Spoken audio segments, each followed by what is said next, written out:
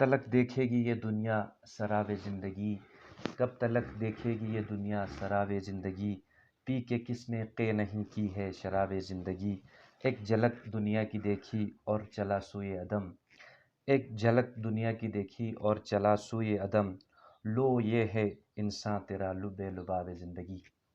ناظرین، پروگرام سحر آگاہ کے ساتھ آپ کا میزبان عابد حسین بلتی آپ کی خدمت میں حاضر ہیں، اور جیسا کہ ہم نے پچھلے ہفتے ایک بہت بڑی شخصیت، معروف شاعر، درویش صفت انسان، صوفی شاعر شخصیت کو ہم نے کھو دیا، اور پورا جو بلتستان کی جو فضا ہیں وہ سوگوار ہیں اور رنجیدہ ہیں، اور ادب سے جو ادب کے ذوق شوق رکھنے والے جو شخصیات ہیں وہ بھی بہت زیادہ اس المناک حادثے کی وجہ سے بہت زیادہ رنجیدہ ہیں، اور اپنے تعزیتی پیغامات میں وہ ہمارے جو شاعر تھے، قومی شاعر میں کہتا ہوں ان کو، غلام حسین سحر، ان کی یاد میں اپنے جو تعزیتی پیغامات ہیں وہ پہنچا رہے ہیں سوشل میڈیا کے ذریعے اور جو دیگر ذرائع سے ان کو خراج تحسین پیش کیا جا رہا ہے۔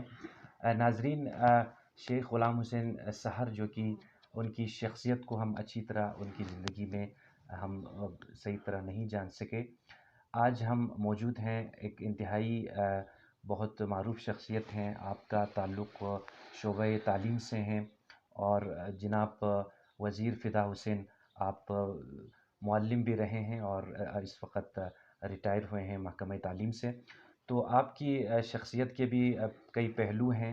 ادبی بورڈ شگر جو کہ ادبی بہت بڑی ایک ادبی تنظیم تھی جن کے بانی ان کو سمجھا جاتا ہے، اور ادب کے حوالے سے جیسا کہ پورے بلتستان جو ہے، ادب بلتستان پوری دنیا میں معروف ہیں، اور شگر جو ہے ادب بلتستان کے حوالے سے جو زرخیز خطہ اس کو مانا جاتا ہے، یہاں پہ جو بہت بڑے بڑے شعراء یہاں پہ پیدا ہوئے، بادشاہ عباس جیسے جو شاعر تھے، بہت اعلیٰ پائے کے شاعر، وہ انہوں نے بھی اسی مٹی نے ان کو پیدا کیا، اور پوری دنیا میں جو شاعری کے ذریعے لوگوں کو اصلاح معاشر کی طرف انہوں نے دعوت دی۔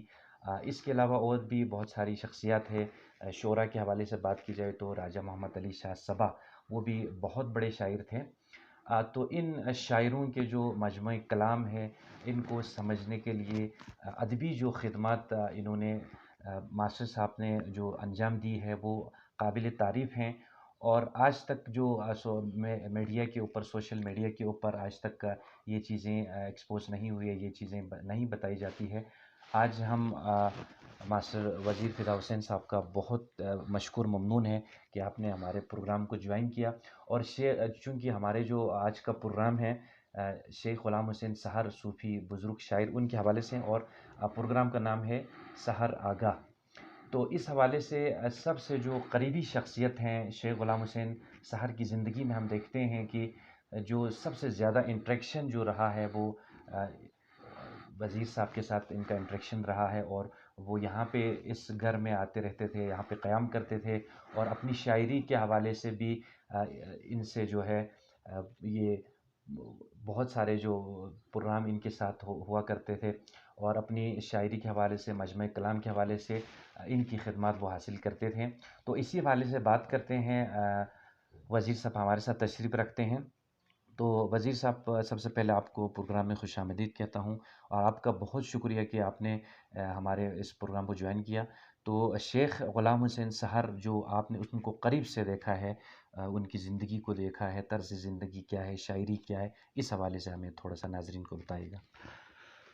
اعوذ باللہ من الشیطان الرجیم، بسم اللہ الرحمن الرحیم۔ شکریہ عابد حسین صاحب اور آپ کا ٹیم، کیمرہ مین، آپ کے چینل کے تھرو آپ نے مجھے اس قابل سمجھا کہ مجھ جیسے ناچیز شخص شیخ سحر جیسے عظیم لوگوں کے بارے میں گفتگو کروں۔ شیخ صاحب کے بارے میں غالب کا یہ شعر کہنا چاہتا ہوں: ہر ایک مکان کو ہے مکیں سے شرف اسب، مجنوں جو مر گیا ہے تو جنگل اداس ہے۔ بہت اچھا، یعنی ہر مکان کو لیے شرف نہیں ہے، بالکل، اگر شرف ہے تو اس میں رہنے والے مکین کی وجہ سے شرف ہیں، تو یہاں غالب کہتے ہیں کہ جنگل کی جو رونق تھی وہ مجنون کی وجہ سے تھی. مجنون مر گیا ہے تو ابھی جنگل بھی اداس ہے. تو اسی طرح شیخ صاحب اسی مضمون کو شیخ صاحب فرماتے ہیں نیلم لا یل چستن ست پا شگر یو ان زرے میونگی نیازس ان دک تک پا گرے رینچن سبا متسک. یعنی خواب میں ہمیں ایک علاقے کو دکھایا تھا کہ یہ شگر ہے. تو میں نے کہا ہم سب جانتے ہیں کہ خواب کی کوئی حقیقت نہیں ہوتی ہے. تو شیخ صاحب فرماتے ہیں کہ میں نے کہا تو یہ شگر نہیں ہے. اگر یہ شگر ہوتا تو اس شگر میں سبا ہوتے. تو اسی طرح آگے فرماتے ہیں نیا نستن شسے یتپا اریفتک نا نیلا منسک یولی چھکسنگ ہہا متسک سہر بن پیچھا متسک. ہم نے اس کو نستن سمجھا تھا لیکن یہ خواب تھا. وہ کس لیے کہ جہاں لوگوں کے بیٹھنے کی جگہ ہے وہاں پر ہنسنے والے لوگ نہیں تھے اور سحر جو ہے وہ بن پہ دریا کے کنارے سحر نہیں تھے. اس لیے مطلب یہ ہے کہ ہر علاقے کے لیے اگر ایک فضیلت ہے، ہر علاقے کی اگر ایک پہچان ہے تو اس علاقے کی وجہ سے نہیں ہے، اس میں رہنے والے لوگوں کی وجہ سے ہے. شگر کی اگر پہچان ہے تو شگر زرخیز ہے، شگر بڑا ہے، اس کی وجہ سے نہیں ہے. شگر کی ایک پہچان ہے تو شگر میں بسنے والے عظیم لوگوں کی وجہ سے، جیسے ابو عباس علیہ الرحمہ ان کی وجہ سے پہچان ہے. حیدر علی خان حیدر کی وجہ سے پہچان ہے. بامراد خان کی وجہ سے پہچان ہے. سبا کی وجہ سے پہچان ہے. سحر کی وجہ سے پہچان ہے. جس علاقے میں اس شعر کا مطلب یہ ہے کہ غالب سے بھی شیخ صاحب نے آگے جا کے بات کی ہے کہ جس علاقے میں سبا اور سحر نہیں ہے وہ اگر یا دن کو ہے یا خواب میں ہے اس کو ہم شگر نہیں کہیں گے، کیونکہ اس جگہ پر سبا اور سحر نہیں ہے. باقی شگر میں بسنے والے لوگ جو ہے وہ تو انسانوں میں شمار نہیں ہے. تو یہ ہے شیخ ساحر صاحب کی عظیم ان کی سوچ. تو شیخ صاحب کے بارے میں کہنے کے لیے جتنا شیخ صاحب کے پاس علوم ہے اس کے برابر علم ہونا لازمی ہے. وہ ہم میں سے کسی کے پاس نہیں ہے، کیونکہ شیخ صاحب کا جو علوم تھا وہ میرے خیال میں وہ کسبی نہیں تھے، وہ موہوبی تھا. یعنی ائمہ اطہار اور اللہ تعالیٰ کی طرف سے ان کے دماغ کے دریچوں کو کھول کے ان کو دنیا جہاں کے علوم اللہ تعالیٰ نے عطا کیے تھے. میں ان کا بہت قریبی اور ان کا رازدار، ان کے مزاج کو بہتر میں سمجھتا تھا. تو میں حیران اس چیز پہ ہوں کہ وہ علوم جو لوگ پڑھتے ہیں اس میں کمال حاصل کرنا کوئی بڑی بات نہیں ہے. شیخ صاحب کے پاس ان علوم میں بھی وہ کمال حاصل تھا جو انہوں نے زندگی میں پڑھا ہی نہیں، جن کے بارے میں پڑھے ہی نہیں. مثلا علم سیاسیات شیخ صاحب ہمیں پتہ ہے کہ یہاں تیسری جماعت تک یہاں چھرکا میں علم حاصل کیا. تیسری جماعت میں وہ پڑھ رہے تھے کہ ان کا والد صاحب کا سایہ ان کے سر سے اٹھ گیا، تو سکول چھوڑ کے شیخ صاحب چونکہ علم کی شوق اور علم کی جستجو ان کے اندر تھی، اس لیے وہ علم حاصل کرنے کے لیے یہاں سے کراچی تشریف لے گئے.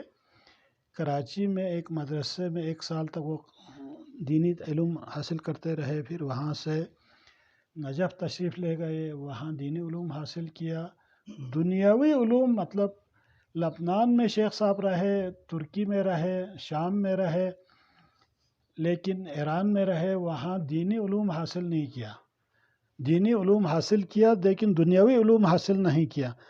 میں حیران اس چیز پہ ہوں، لبنان میں ڈاکٹر چمران نے ایک یونیورسٹی کھولا تھا، اس یونیورسٹی میں صرف ایم فل اور پی ایچ ڈی کرنے والوں کو ایڈمیشن ملتے تھے، ایم اے کرنے کے بعد اس یونیورسٹی میں ایڈمیشن ملتے تھے۔ بالکل شیخ صاحب اس یونیورسٹی میں پڑھاتے تھے، شیخ صاحب کا سبجیکٹ تھا انٹرنیشنل ریلیشن شپ، بین الاقوامی تعلقات عامہ۔ اس علم کو مجھے پتہ ہے شیخ صاحب نے کہیں بھی نہیں پڑھا، اس کے باوجود میں نے شیخ صاحب سے سوال کیا تھا کہ آپ کو یونیورسٹی میں پڑھاتے ہو 1.5 سال وہاں لبنان میں انٹرنیشنل ریلیشن شپ کا سبجیکٹ شیخ صاحب پڑھاتے رہے، اور شیخ صاحب اکثر فرمایا کرتے تھے کہ بڑے بڑے پروفیسروں کو اسٹوڈنٹ سوالات کر کے ان کو پریشان کرتے تھے، لیکن اللہ کے فضل سے مجھے کبھی بھی اس طرح کا پریشانی کا سامنا کرنا نہیں پڑا۔ تو یہ ان کی کسبی علم نہیں تھی، یہ موہوبی علم ہے، اللہ تعالیٰ نے اس کو دیا تھا۔ یعنی جس علم کو اس نے پڑھا ہی نہیں ہے، اس کے بارے میں ان کے پاس اتنے زیادہ معلومات تھے۔ ماشاء اسی طرح جہاں علم سیاسیات کا وہ ایکسپرٹ تھا، وہاں علم معاشیات کا یہ ایکسپرٹ تھے۔ معاشیات میں جہاں دنیا کے بڑے بڑے پروفیسر جو ہے وہ ان کے علوم کو دیکھ کر معاشیات میں حیران رہ جاتے تھے کہ کیسا ان کا معاشیات میں ان کو دسترس حاصل ہے، اور معاشیات کا علوم کبھی بھی انہوں نے کہیں بھی پڑھا نہیں ہے، اور اس کے ساتھ ساتھ ملکی معیشت کو سمجھتے ہوئے اس کا حل بھی ان کے پاس موجود تھا۔ یعنی پاکستان کا جو معیشت ہے اس کے بارے میں ایک تو انہوں نے معیشت کو پیش کیا، پاکستان کی معیشت کیا ہے، بالکل اور اس کے بعد اس کا حل بھی اسی ایک شعر میں انہوں نے بیان کیا ہے۔ فرماتے ہیں دیکھو معاشیات کو، ترسو نہیں خیرات کو، واہ روٹی بھی اپنی کھاؤ تم، کم کر کے دن کو رات کو، رات کو ماشاء اللہ اپنا ہی پہنو پیرہن، زندہ رہے میرا وطن۔ میرا وطن ماشاء اللہ یعنی پاکستان کا معیشت اس طرح ٹھیک ہوتا ہے کہ اگر ہم 3 ڈنگ کی روٹی کھاتے ہیں تو ہمارے پاس 3 ڈنگ کی روٹی کھانے کی گنجائش نہیں ہے، تو ہم 3 ڈنگ کی روٹی مت کھاؤ، بلکہ 1 ڈنگ کو کم کر کے 2 ڈنگ کی روٹی کھاؤ، ہماری معیشت بحال ہو جائے گی۔ بالکل اسی طرح ہمارے ملک کی جو مصنوعات ہیں، ہمارے ملک میں جو چیزیں پیدا ہوتے ہیں اسی کو پہنو، جاپانی کپڑا پہننے کی آپ کو ضرورت نہیں ہے، چائنا سے کپڑا لا کے پہننے کی آپ کو ضرورت نہیں ہے، اپنے ملک کے کپڑے پہنیں گے، اپنی ملک کی معیشت مضبوط ہوگی، اپنی معیشت استحکام ہوگا۔ تو اس طریقے سے مطلب میں نے شروع میں عرض کیا ان کے جو صلاحیتیں ہیں اس کو بیان کرنے کے لیے ان کے جتنا علم کی ضرورت ہے وہ بدقسمتی سے ہم میں سے کسی میں بھی نہیں ہے۔ تو میں اب کیا عرض کروں، اس سے آگے میں کچھ کہنا نہیں چاہتا ہوں۔ ناظرین اگلا سوال۔ جیسے کہ وزیر صاحب ہمیں مرد قلندر مرحوم و محفوظ شیخ غلام حسین سحر کے بارے میں جو یہ قریب سے جانتے تھے، ان کی شاعری کے بارے میں بتا رہے ہیں، اور ان کے تو ہم ان سے مزید جانیں گے۔ تو اسی پروگرام میں ہم چاہتے ہیں کہ آپ شیخ صاحب کا کچھ کلام، چونکہ ان کے پاس محفوظ ہیں، ڈائری میں یہاں پہ موجود ہیں، ان کے پاس شیخ صاحب کا جو مجموعہ کلام ہے، تو آپ تھوڑا سا ان کے کلام سنائیے گا اپنے ناظرین کو۔ شیخ صاحب نے وقتاً فوقتاً مختلف کلام ارشاد فرمائے، اور شیخ صاحب کا عقیدہ یہ تھا کہ میں نے ان سے ایک انٹرویو میں سوال بھی کیا تھا کہ ان کے جو حمد ہیں وہ انہوں نے ایک ہی بحر میں کہے، ایک ہی زمین استعمال کیا، اور اس کا طرز بھی انہوں نے خود بنایا۔ ماشاء اللہ تو یہ آپ کے ذہن میں کیسے آیا؟ تو شیخ صاحب نے فرمایا کہ یہ سب اللہ تعالیٰ کی عطا ہے، ائمہ طاہرین کی عطا سے انہوں نے مجھے عطا کیا، میرے ذہن کو آمادہ کیا ان حمدوں کو لکھنے کے لیے۔ تو شیخ صاحب ہمیشہ فرماتے تھے کہ کلام میں اپنی مرضی سے میں نہیں کہتا ہوں، اللہ بلکہ مجھے اللہ تعالیٰ کی عطا ہوتی ہے یا ائمہ طاہرین کی غیبی مدد شامل ہوتی ہے۔ بالکل تو جس کلام میں اللہ تعالیٰ کا مدد شامل حال ہو، ائمہ طاہرین کی مدد ہو، اس کے بارے میں ہم سوچ بھی نہیں سکتے ہیں۔ اور مرحوم عباس کے بارے میں شیخ صاحب فرماتے تھے کہ عباس کے کلام کا جو معیار ہے وہ کسی فرد بشر یا انسان سے اس طرح کے کلام تخلیق ہونا ممکن نہیں ہے۔ اللہ اکبر۔ تو شیخ صاحب فرماتے تھے عباس کا پورا کلام جو ہے وہ مولا علی کا ہے۔ مولا علی نے عباس کو غیب سے ان کے ذہن میں ڈالا ہے، تو یہ کسی انسان کی بس کی بات نہیں ہے کہ اتنے اعلیٰ درجے کے کلام کا ہے، تخلیق کرے۔ تو اسی طرح شیخ صاحب کے کلام کو بھی جس طرح شیخ صاحب خود نے فرمایا، ان کے اپنے فرمان کی روشنی میں میں یہ سمجھتا ہوں کہ شیخ صاحب کا کلام بھی یہ شیخ صاحب آورت والی وہ مسئلہ نہیں تھا، بلکہ آمد اللہ تعالیٰ کی غیبی مدد سے ان کو ذہن میں ڈالتے تھے تو وہ کہیں دور جا کے کسی ندی کے کنارے کسی سایہ دار درخت میں، جہاں یعنی ان کو مناظر فطرت جو ہے وہ بہت پسند تھا، وہاں بیٹھ کے وہ کلام تخلیق کرتے تھے۔ تو جس کلام میں غیبی مدد شامل ہو تو اس کے بارے میں تو ہم کچھ کہہ نہیں سکتے ہیں۔ شیخ صاحب ابھی اس دنیا میں نہیں رہے، تو بہرحال ان کا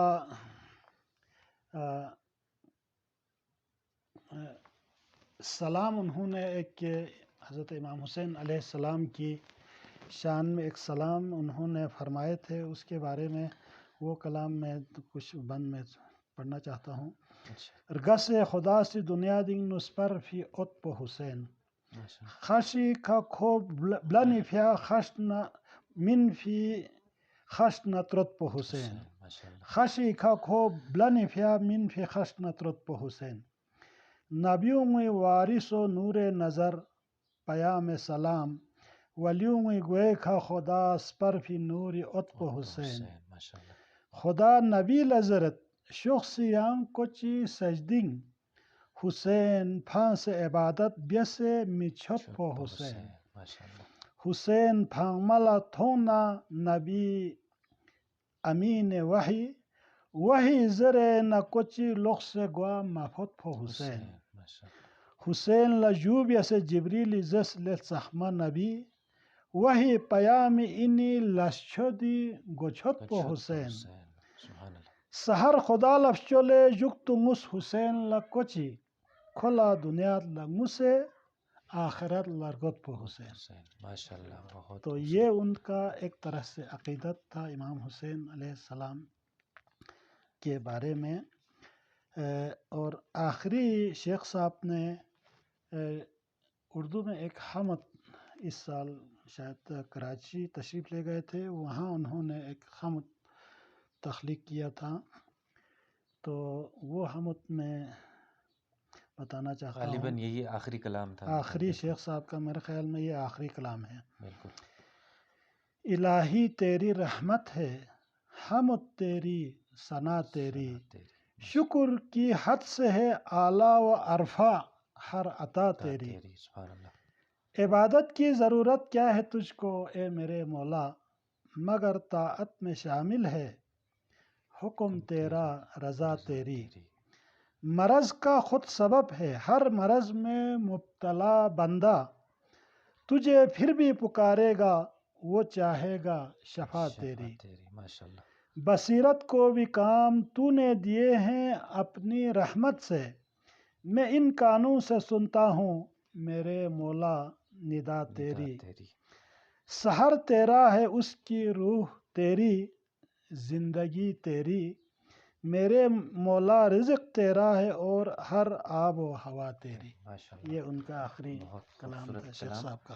بہت خوب وزیر صاحب کا میں ایک دفعہ پھر انتہائی شکر گزار ہوں کہ آپ نے اپنے گناہوں و مصروفیات سے وقت نکال کر ہمارے اس چینل کو جوائن کیا اور خوبصورت جو پروگرام بنانے میں، چونکہ آپ کے علاوہ کوئی دوسرا فرد نہیں ہے جو شیخ صاحب کے اتنے ان کی زندگی میں قریب رہے اور ان کی شاعری کے بارے میں آپ نے جانا، ان کے حالت زندگی کے بارے میں جانا، تو ہمیں بہت خوشی ہوئی کہ آج ہمارے درمیان ایسی شخصیت بھی موجود ہیں جو کہ ہمارے جو ولی اللہ صفات رکھنے والی شخصیات کی قدر کرتے ہیں اور ان کو قریب سے انہوں نے دیکھا ہے۔